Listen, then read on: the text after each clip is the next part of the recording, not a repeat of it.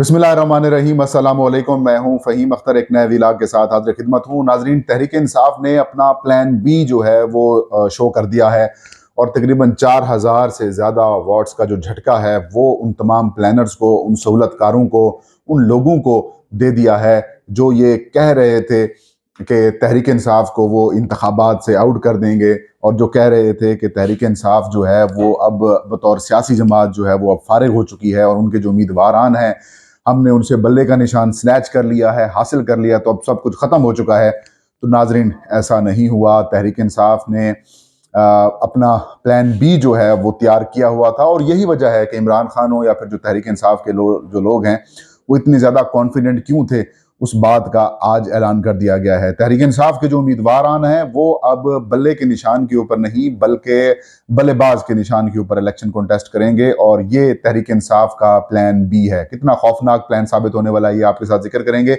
और ये प्लान क्यों बनाया गया?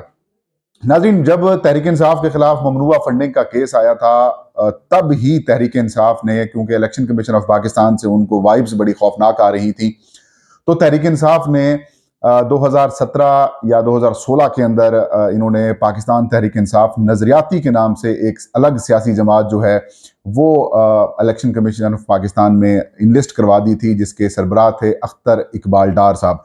शेखोपुरा में इनका ऑफिस बनाया गया। 2018 के इलेक्शन में इस सियासी जमात ने बज़ाहिर इलेक्शन में हिस्सा लिया था, चंद हजार वोट पड़े थे, और उसके बाद ये कहा गया कि तहरीक इंसाफ के साथ इनकी कशीदगी है, लड़ाई है, लेकिन इस सियासी जमात को पैरेलल चलाया गया। इस सियासी जमात के इंट्रा पार्टी इलेक्शन वगैरह करवाए गए, कुछ मामलात कराए गए, और किसी की भी इसकी तरफ नजर नहीं थी, क्योंकि बज़ाहिर ये था कि ये PTIN है और ये वगैरह वगैरह। तो इस वजह से ये तो बिल्कुल आउट ऑफ द कोर्स जिसे कह सकते हैं ना, कि क्वेश्चन जब आ जाता है तो उसका कोई जवाब नहीं होता।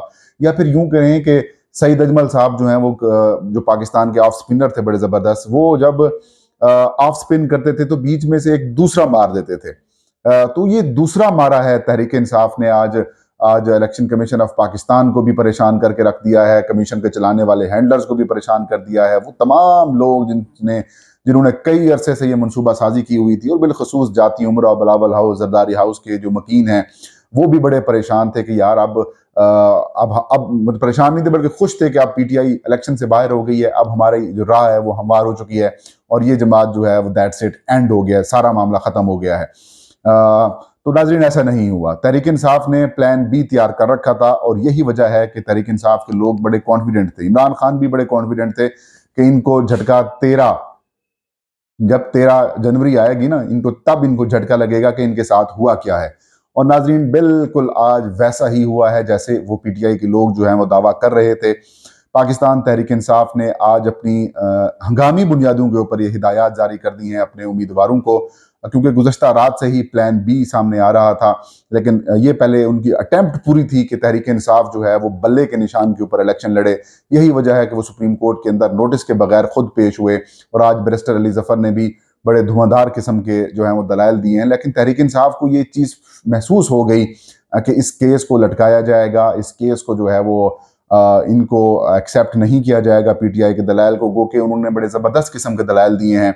लेकिन PTI को ये स्मेल महसूस हो गई थी कि भाई अब हमारी ये कहानी जो है वो बल्ले वाली ये नहीं देने वाले, क्योंकि इलेक्शन कमीशन ऑफ पाकिस्तान ने पेशावर हाई कोर्ट के 3 जजेस का जो 2 उन्होंने मुख्तलिफ फैसले दिए वो भी तस्लीम नहीं किए। फिर उस फैसले को फरीक बनकर, पार्टी बनकर इलेक्शन कमीशन ऑफ पाकिस्तान ने सुप्रीम कोर्ट में चैलेंज कर दिया, जो कि नहीं करना चाहिए था। जब आपको हाई कोर्ट का आर्डर आ चुका है तो इम्प्लीमेंट करना चाहिए था। फिर जिस अंदाज में chief justice of Pakistan justice Qazi Faez साहब ने कंडक्ट किया केस, जिस अंदाज में क्वेश्चंस किए, इररेलेवेंट किस्म के क्वेश्चंस किए, घुमा फिरा के क्वेश्चंस किए, और जो चीज़ जिसका ताल्लुक इलेक्शन कमीशन ऑफ पाकिस्तान के केस से या अपील से नहीं बनता था वो सवालात पूछे, और ऐसा महसूस हो रहा था जैसे जस्टिस काजी फायजी साहब जो हैं वो इलेक्शन कमीशन ऑफ पाकिस्तान की अपील के ऊपर सवाल नहीं कर रहे, बल्कि वो बतौर वकील अकबर एस बाबर का मुकदमा लड़ रहे हैं। बारहा उन्होंने अपने सवालात में और रिमार्क्स के अंदर ये कहते रहे कि पुराने लोगों को आपने नज़रअंदाज किया, पुराने लोगों को तजुर्बा होता है, पुराने लोग आप कब आए, बैरिस्टर गौहर कब आए, उन्होंने पार्टी हाईजैक कर ली, ये कर लिया।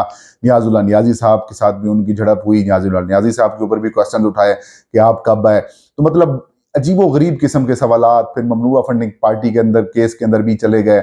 अब तहरीक इंसाफ ने नाजरीन ऐसा दूसरा फेंका है, ऐसा प्लान बी फेंका है कि अब इनका तोड़ ही नहीं है। अब इनका तोड़ क्या होगा? उम्मीदवारों के घरों में छापे मारेंगे, उम्मीदवारों को घरों से उनको उठाया जाएगा, उनसे वाबस्तगियां जो है वो हटवाई जाएंगी।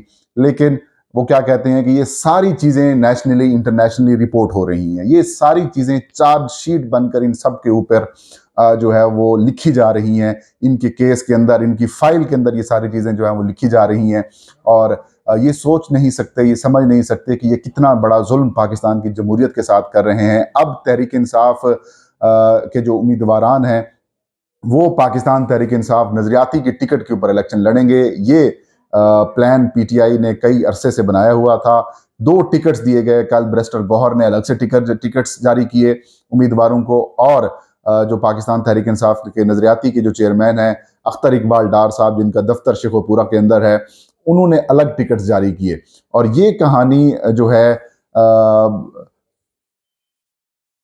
और ये कहानी आज की नहीं नाजरीन, अरसा दराज से तहरीक इंसाफ प्लान कर रही थी। बहरहाल अब पीटीआई नजरियाती जो है वो इलेक्शन कमीशन ऑफ पाकिस्तान की जानिब से जो जारी करदा फहरिस्त है सियासी जमातों को जो रिटर्निंग अफसरान के पास भिजवाई गई है कि ये इनके पास इंतखाबी निशानात हैं, उसका जो सीरियल नंबर 6 है उसके अंदर मौजूद है पीटीआई नजरियाती के पास बल्लेबाज का यानी कि बैट्समैन का निशान भी मौजूद है।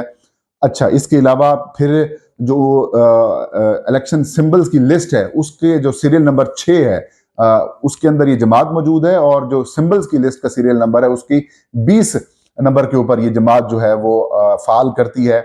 और इसके ऊपर इंटर पार्टी इलेक्शन का भी कोई इशू नहीं है, इनके ममनुआ फंडिंग वाला मामला भी कोई नहीं है, और ये जमात जो है वो अब इलेक्शन कमीशन ऑफ पाकिस्तान के कागजों में भी मौजूद है, अदालतों के अंदर भी मौजूद है। अब पीटीआई के जो उम्मीदवारान हैं अब वहां से इलेक्शन लड़ेंगे। अब रिटर्निंग अफसरान के पास कानूनी तौर के ऊपर पीटीआई नजरियाती के उम्मीदवारों को निशान देने के अलावा अब कोई और ऑप्शन नहीं है। हाँ, एक इशू अगर वो सामने लाना चाहें कि ये तो पहले पीटीआई में थे, तो क्या पीटीआई नजरियाती और पाकिस्तान तहरीक इंसाफ के दरमियान की मुआहदा हुआ है? तो डेफिनेटली वो मुआहदा भी हुआ होगा, जिसकी तफसीलात उन्होंने की हैं।